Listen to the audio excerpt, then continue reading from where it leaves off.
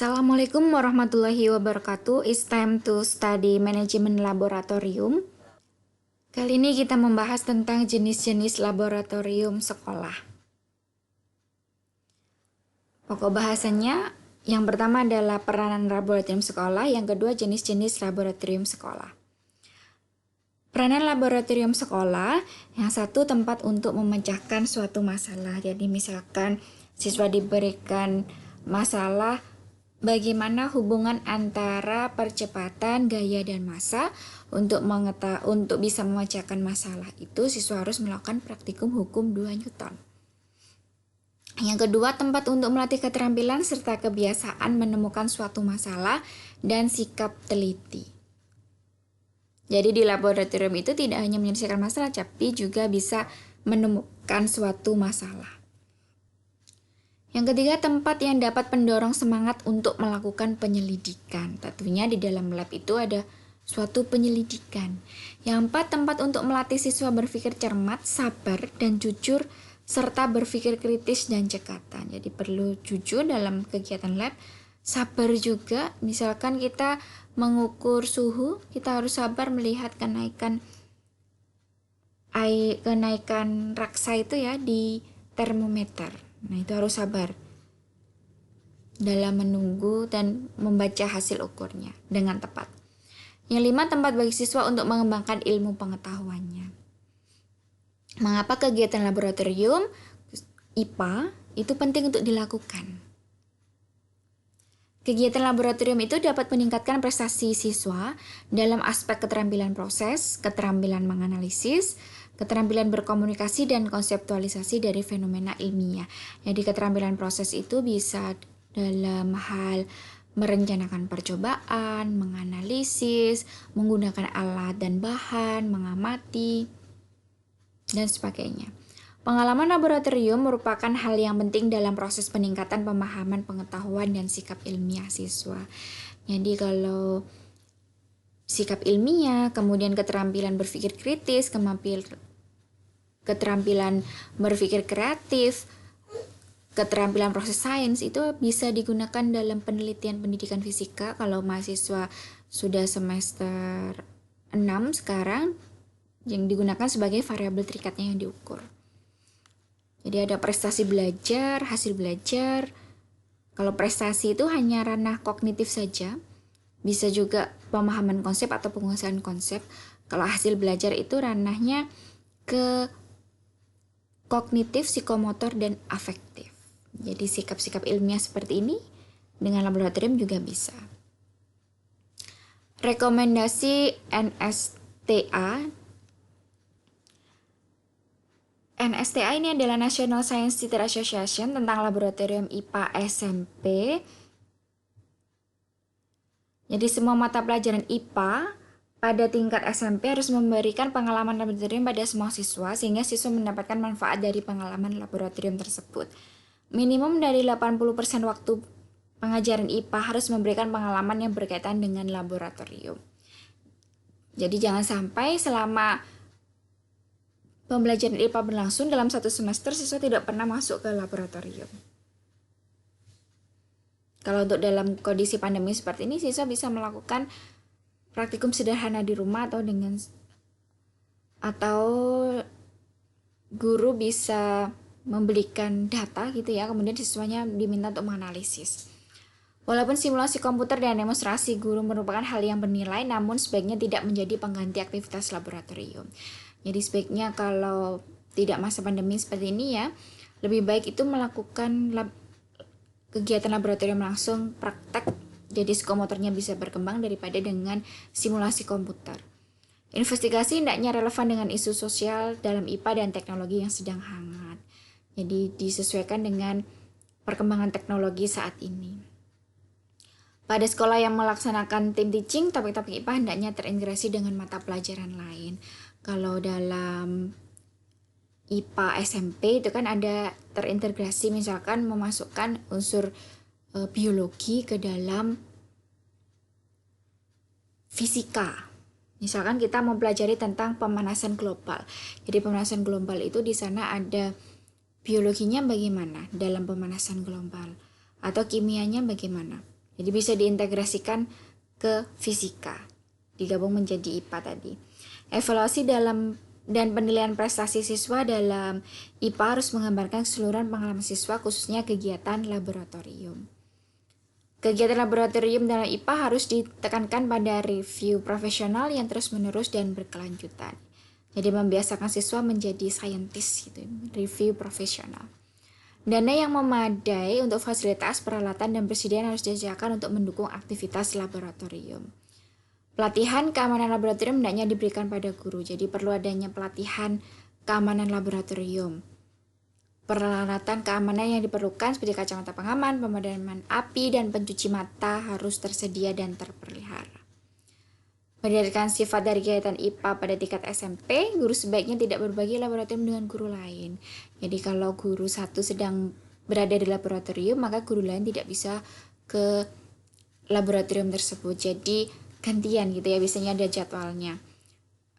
Ruangan sebaiknya memiliki minimal 1 komputer yang tetap. Asisten laboratorium yang kompeten sebaiknya ada untuk membantu persiapan laboratorium.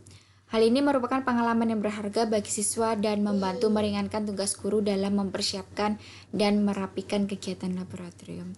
Jadi perlu ada asistennya yang membantu guru dalam melakukan persiapan praktikum. Jumlah siswa yang terlibat dalam kegiatan laboratorium untuk masing-masing kelas sebaiknya tidak melebihi 24 orang. Siswa dan guru harus memiliki akses yang dekat untuk menjadikan lingkungan belajar yang aman dan efektif. Ini untuk SMP. Sekarang menurut NSTA tentang laboratorium IPA SMA hampir sama. Kalau semua mata pelajaran IPA, berarti di sana kalau di fisika di SMA dipisah antara fisika, kimia, dan biologi. Memberikan pengalaman laboratorium bagi semua siswa. Pengalaman harus diberikan bagi siswa yang tidak mungkin berpartisipasi dalam aktivitas laboratorium yang khusus. Minimum dari 40% waktu pengajaran IPA sebaiknya diberikan kegiatan yang berkaitan dengan laboratorium. Walaupun simulasi komputer dan demonstrasi ini bernilai, namun sebaiknya tidak menjadi pengganti aktivitas laboratorium. Jadi kalau di SMP tadi 80%, kalau ini minimumnya 40% untuk SMA. Investigasi sebaiknya relevan dengan isu sosial dalam IPA dan teknologi yang sedang hangat. Perlu adanya evaluasi dan penilaian siswa dari IPA harus menggambarkan pengalaman laboratorium. Jadi kalau siswa melakukan praktikum di lab itu perlu ada penilaiannya. Baik penilaian kalau lab ya lebih ke psikomotor dan sikapnya. Bagaimana sikap ilmiah, bagaimana psikomotor siswa. Sebab pengalaman siswa dalam sains harus diukur dalam program ujian. Jadi ada ujian psikomotornya. Kegiatan laboratorium dalam IPA perlu diketekankan pada review profesional yang terus-menerus. Jadi lebih ke mengembangkan siswa menjadi seorang saintis. Dana yang memadai untuk fasilitas, peralatan, persediaan, dan manajemen pembuangan yang tepat harus disediakan untuk mendukung pengalaman laboratorium. Nah ini untuk standar-standar laboratorium, bagaimana pembuangannya, bagaimana ruangannya nanti kita bahas di pertemuan yang akan datang. IPA harus diajarkan dalam suatu ruang yang ditujukan khusus untuk kelas IPA dengan ketetapan untuk aktivitas laboratorium. Jadi kalau lab IPA ya tentunya harus digunakan untuk lab praktikum IPA. Kalau di SMA berarti lab fisika sendiri, kimia sendiri, biologi sendiri. Petugas yang kompeten sebaiknya ada untuk membantu persiapan. Ini sama dengan tadi ya, sama dengan untuk yang SMP dalam menyiapkan, merapikan, memelihara komunikasi, mencari sumber dan pelayanan dukungan yang lain. Tidak lebih dari 2 persiapan yang berbeda yang dilakukan guru untuk masa akademik lain. Pengembangan implementasi dan evaluasi dari aktivitas laboratorium yang efektif, guru memerlukan waktu yang luas. Jadi harus ada persiapan itu harus ada hanya 1 guru saja, jadi gantian. Jumlah siswa yang mengikuti kegiatan laboratorium tidak melebihi 24 orang, sama dengan yang SMP tadi. Jenis-jenis laboratorium sekolah. Laboratorium sekolah merupakan jenis laboratorium yang terdapat di sekolah. Sarana prasarana yang harus dimiliki oleh sekolah setidaknya mencakup laboratorium IPA, kalau di SMP berarti IPA, kalau di SMA fisika, kimia, biologi, laboratorium komputer dan laboratorium bahasa. Ini biasanya yang ada di sekolah. Laboratorium IPA jenjang SMP dijadikan 1, untuk jenjang SMA dibagi menjadi 3, lab fisika, kimia, dan biologi. Kemudian laboratorium IPA di sekolah merupakan sarana penting menunjang keberlangsungan proses pembelajaran bidang studi tersebut. Laboratorium IPA berfungsi sebagai alat bantu untuk mendukung kegiatan siswa dalam bentuk percobaan. Jadi membantu siswa dalam bentuk percobaan, eksperimen, atau praktikum. Laboratorium IPA melalui kegiatan percobaan siswa dapat memahami materi dengan jelas karena mempraktekkan sendiri atau membuktikan sendiri kebenaran dari teori-teori yang dipelajari. Jadi kalau kita belajar masih ingat 10% itu apa yang kita baca, 20% itu apa yang kita dengar, 30% itu apa yang kita lihat, 50% itu apa yang kita lihat dan dengar, 70% apa yang kita katakan, dan 90% dari apa yang kita katakan dan lakukan. Dengan kegiatan laboratorium berarti kita itu melakukannya. Jadi kita akan belajar 90%, kita akan bisa memahami materi dengan baik. Ini ruang layout laboratorium fisika, jadi nanti ada pembahasan sendiri bagaimana ukurannya, jumlah kursinya, alat-alat apa saja yang perlu, menghadap kemana, ada meja apa saja, alat apa saja, nanti ada pembahasan lagi. Ini untuk yang biologi. Kalau biologi biasanya banyak gambar-gambar seperti ini ya. Nah, ini untuk yang kimia.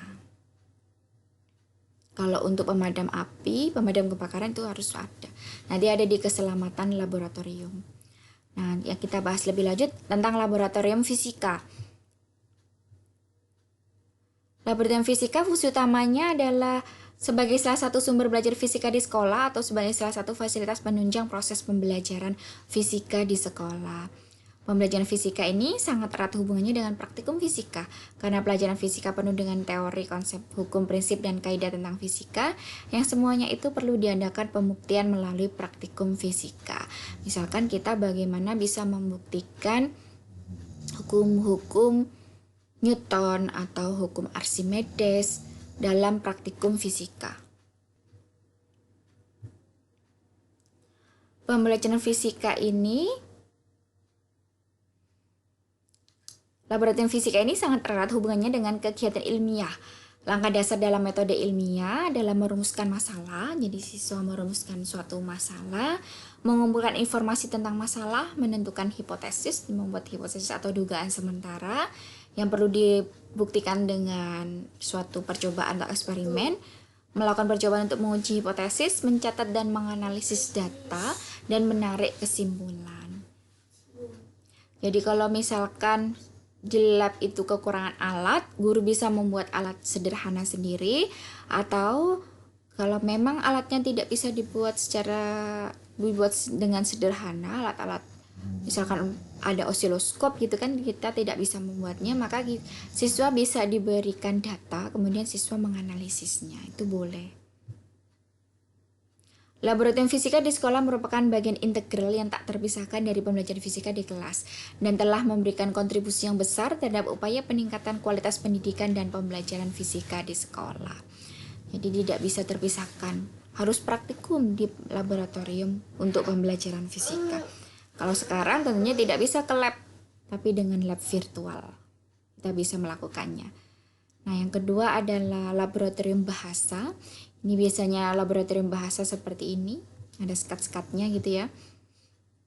Nah, laboratorium bahasa merupakan alat untuk melatih siswa mendengarkan dan berbicara dalam bahasa asing dengan cara menyanyikan materi pembelajaran yang telah disediakan sebelumnya. Tidak hanya menyanyikan ya, bisa juga listening, speaking, dan sebagainya. Tujuan laboratorium bahasa melatih keterampilan dalam berbicara dan berkomunikasi sesuai bahasa yang diinginkan. Jadi ada bahasa Inggris, bahasa Jerman, bahasa Prancis, bahasa Jepang, bahasa Arab. Kalau saya SMA dulu bahasanya bahasa Jerman sama bahasa Jawa. Memperdalam bahasa dengan lingkup yang lebih luas dengan tujuan tertentu. Memperbaiki lafal bahasa siswa. Yang ketiga adalah laboratorium komputer. Ini adalah bentuk laboratorium komputer biasanya seperti ini. Laboratorium komputer adalah sarana yang digunakan untuk berlangsungnya praktikum komputer sebagai pendekatan pembelajaran teknologi informasi dan komunikasi. Laboratorium komputer digunakan sebagai sarana untuk kegiatan praktek, baik berupa pelajaran tentang pengenalan Microsoft Office maupun pengenalan tentang hardware. Terima kasih, demikian penjelasan kali ini. Wassalamualaikum warahmatullahi wabarakatuh.